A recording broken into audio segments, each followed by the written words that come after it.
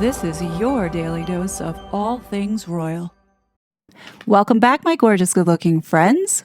Well, looky here. Our favorite little ferret journalist, Jack Royston, is back with an article headline, Prince Harry and Meghan appear to step back from major project. Let's talk about the new narrative this propagandist is spinning now. So according to Jack, he writes, Prince Harry and Meghan Markle's Parents Network, a major project supporting mothers and fathers who have lost a child to online harm, appears to have been quietly handed over to another organization. The Duke and Duchess of Sussex launched what was previously referred to as the Archewell Fugazi Public Charities Parents Network in summer 2024, giving CBS News an exclusive interview in which Harry warned of the danger social media poses to children. At this point, we've got to the stage where almost every parent needs to be a first responder. Even the best first responders would not be able to tell the signs of possible unaliving, he said. However, the Parents Network has now effectively been passed over to Parents Together, an organization that offers resources to parents worried about the impact of digital media on their children.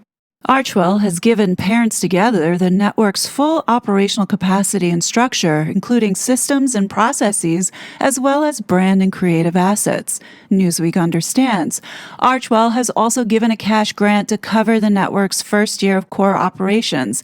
Donations from Archewell supporters have been given to Parents Together and have been ring-fenced for spending on the network. Okay, so now here's the spin that was given to Jack Royston to get this couple out of being associated with the CCDH. Now, they have been watching what I have been doing on this channel and bringing to light the connection between Imran Ahmed, Harry, the elections, as well as all of this censorship.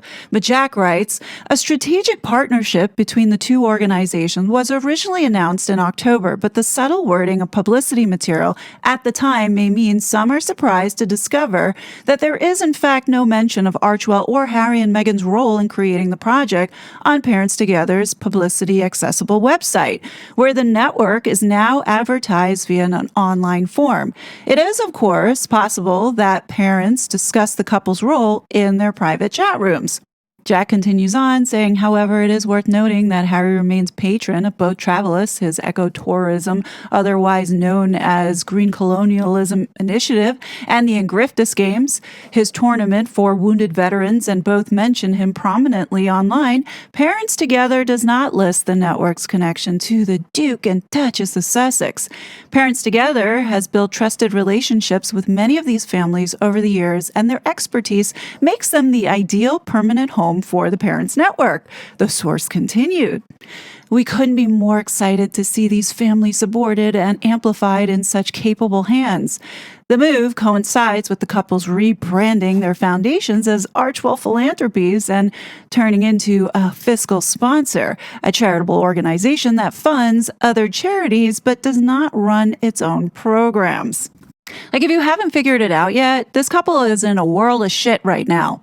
And it all ties back to what I've been showing everybody for the past going on 5 years. This all goes back now to the ties that Harry and Meghan had with the CCDH. You know, it's pretty clear that Harry and Meghan are trying to distance themselves as much as possible from being tied to these organizations that were involved with censoring American people. If you haven't been following what I've been saying, I strongly recommend you go back to at least the most recent videos that I did on Imran Ahmed and the lawsuit that he has filed against the U.S. government for sanctioning him, citing that the U.S. government was in retaliation for him exercising his First Amendment rights. Like, you can't make this shit up. I've explained several times now that the inception of this Fugazi Parents Network began in this agenda here with the CCDH through these leaked documents that show James Holt and Archewell were part of these sessions.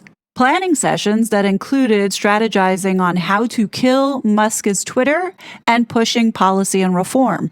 Now, I've talked about this before. Baroness Beban Kidron, who founded the Five Rights Foundation, an organization that Harry and Meghan were working closely with to push regulation and policy in California. is also a part of this so-called network. In this People magazine article, the intended purpose of this so-called Fugazi Parents Network is really to drive and mobilize parents now to force and push legislation. As it says here, under the structure of Parents Together, meaning the network itself and how it's set up and the people behind it funding it, the Parents Network will now gain expanded advocacy capabilities, deeper legislative expertise in all 50 states, and access to framework for mobilizing change at the state and federal level. What does that sound like to you guys? This is how these grassroots organizations get spun up to drive this Marxist agenda. This is what we see with the No Kings protests and all of those organizations and nonprofits that are behind supporting the protests. This is the same setup in what these globalists are pumping their money into, especially with dark money. Now, for those that don't understand what dark money is, dark money refers to spending meant to influence political outcomes where the source of the money is not disclosed. As you know, I work pretty damn hard in the research that I do, as well as collecting information and saving it for a rainy day. And one of those rainy day moments is this report dated October 2025 by the Americans for Public Trust, otherwise known as APT, which functions like a watchdog organization, otherwise known as a fact tank. Well, in any case, they published this report called Foreign Charities Fueling Extreme Policies in the United States. So now, according to this report, their key findings were 5 foreign charities have quietly funneled almost $2 billion into U.S. policy fights, litigation, research, protests, lobbying, and the nonprofit sector to advance their extreme foreign activist agenda. Those 5 organizations, as you see at the bottom, it's Quadrature Climate Foundation, the Oak Foundation, the KR Foundation, the Children's Investment Fund Foundation, and the Louds Foundation. Now, out of all of those foundations, the one that Harry and Meghan have been closely aligned with is the Oak Foundation. They have been alongside Harry and Meghan with this Responsible Youth Technology Fund. So all roads lead back to the UK. As it states here, established in 1983 by British billionaire Alan M. Parker, after making a fortune in the international retail industry, the nebulous Swiss-based Oak Foundation has quietly become a key player within climate philanthropy and advocacy. Oak Foundation maintains a presence in multiple countries across the globe, including the United States, all while several of founder Alan Parker's family members sit on the group's board of trustees, with the organization's leadership admitting that their advocacy work means engaging with various political entities.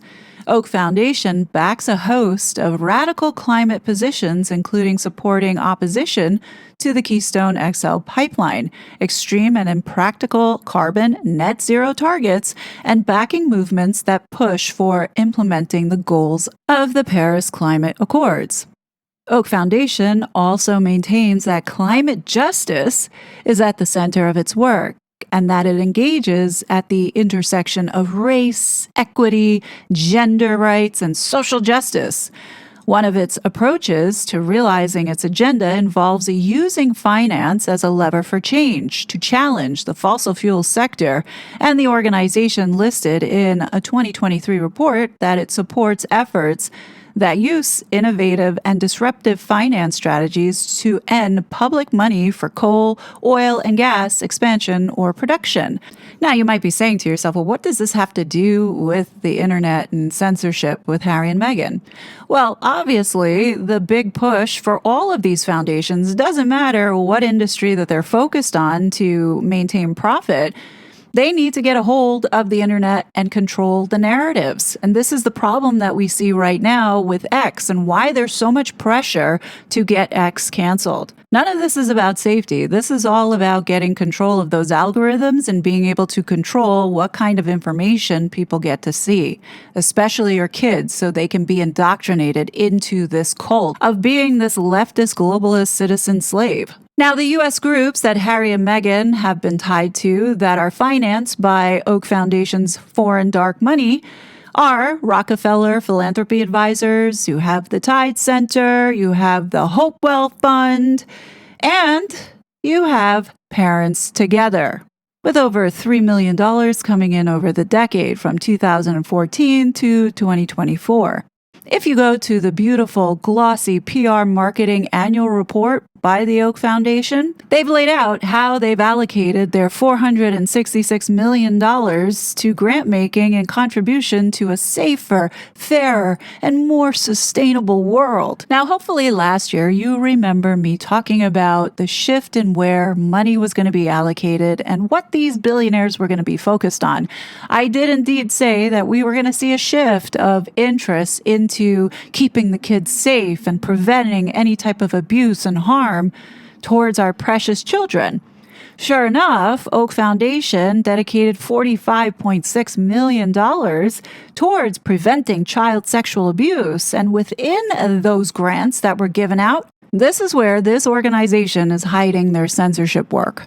Organizations that Harry and Meghan are tied to, like Common Sense Media, they received almost $1 million to support efforts that ensure that digital environments are safe for the kids. This is the same organization that gave Meghan Markle 5 stars on her Archetypes podcast, indicating that Meghan was a good role model for 13 and up. But do you guys see how this all works? You have Meghan pushing an ideology and trying to indoctrinate the youth with this garbage, devoid of any type of family or God. And that's the one consistent theme with Harry and Meghan and all those that are pushing for safety online and regulating social media and getting back to kids just being kids. There is no element of bringing back religion into the household.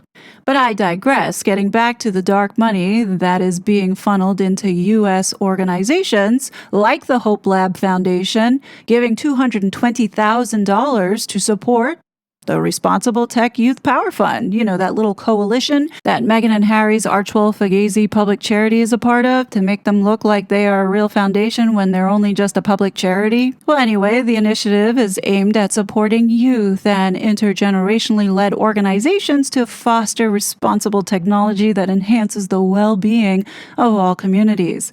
And then you have the Hopewell Fund, where they gave $1.5 million to provide core funding to the HEAT initiative, housed in Hopewell Fund, to support safer digital environments for children. But the real heart of the matter is the donation that was given to Parents Together Action for $1.5 million over 3 years to provide core support for Parents Together Action to scale its work to keep children safe online.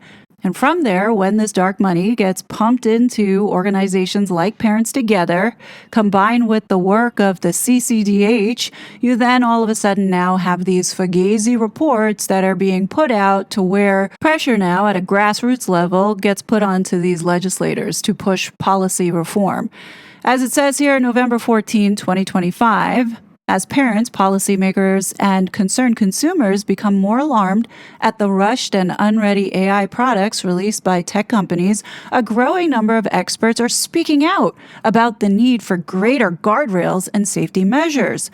In a recent webinar hosted by the Center for Countering Digital Hate, Parents Together Action, and HEAT Initiative, all 3 organizations that Harry and Meghan have been working with, Imran Ahmed, a leader in digital and social media safety, offered a compelling case for urgent action.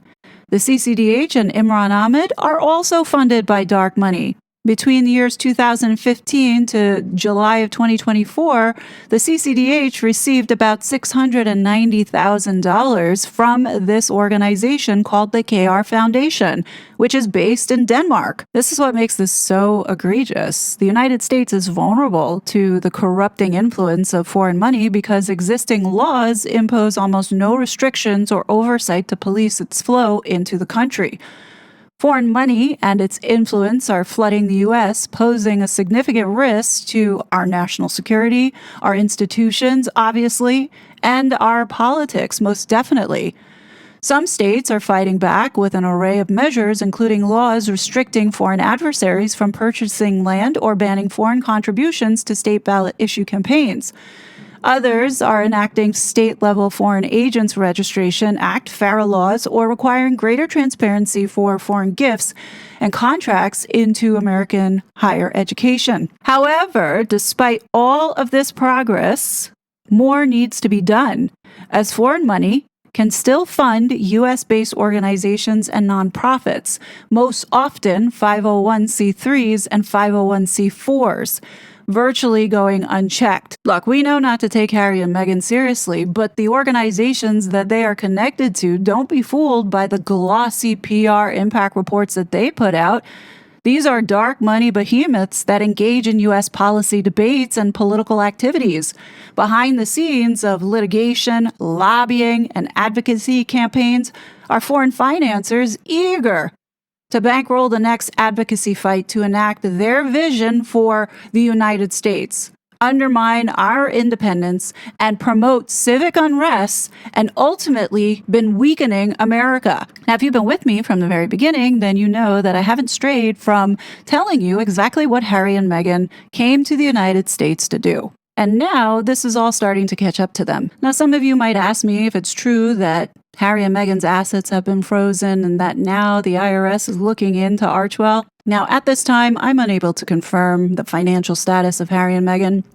But what I can say, and what I do know, is that the IRS didn't just start looking into Archwell. And it's not just the IRS that has been looking into them for some time now. And that's all I can say at this moment. And I wouldn't be spinning your wheels thinking that the Geneva Convention is going to protect Harry and Meghan, if indeed they get this IPP status back, because the status grants a certain level of immunity. Immunity is not going to matter now, especially if there are serious crimes that have been under investigation. If you're listening, Harry, I'm sure you are, immunity does not give you a coverall, nor will this status give you a free pass for lawlessness. This article coming out today was the dumbest PR move for Harry and Meghan, because this just now opens a whole new can of worms that I tried to open a couple years back, questioning this very same topic of dark money coming from the crown, especially during a time when we were all being censored and our rights being violated. And let's not forget what was going on leading up to the 2020 election with Harry's cabal of friends censoring the Hunter Biden laptop story. Do you guys understand the seriousness now? The only reason I can see the UK government giving this guy back his status is to mitigate the liability. Because I think to a certain degree, if Harry is classified as IPP, then that would mitigate the amount of information that can be released. If indeed, let's say, serious crimes have been committed and investigation has been underway, and now it's time to release it to the public, there may be a rule there to where some of that information would be suppressed or blocked from being released due to reputational damage, which is what I think may be the case in this situation. That's just my opinion and assessment at this time. We know that there was some funny business going on with that visa situation. The lies that we've been told at this point, how can anyone still believe that this was a real relationship, is beyond me. If people can't see that we were all lied to and still want to believe that this was some wacky saga and believe in the lies that were fed, that's on you. Like, I get it. There's just some people who will never be able to wrap their brains around the magnitude of this operation, unless it comes from the mainstream media or from people that they see as the gospel. But what I can tell you is that the truth is coming very soon. And that was told to me by someone who is outside of all of this. For the time being, try and block the noise out, because a lot of what we are seeing being pushed out there into the media is really just that, distraction and noise. Just know that all will be revealed in due time. Anyway, that's all I have for today, but what do you guys think? Definitely leave your thoughts below. As always, I will be back with more content, but until then, please be safe, and I'll talk to you later. Bye! Such a fraud.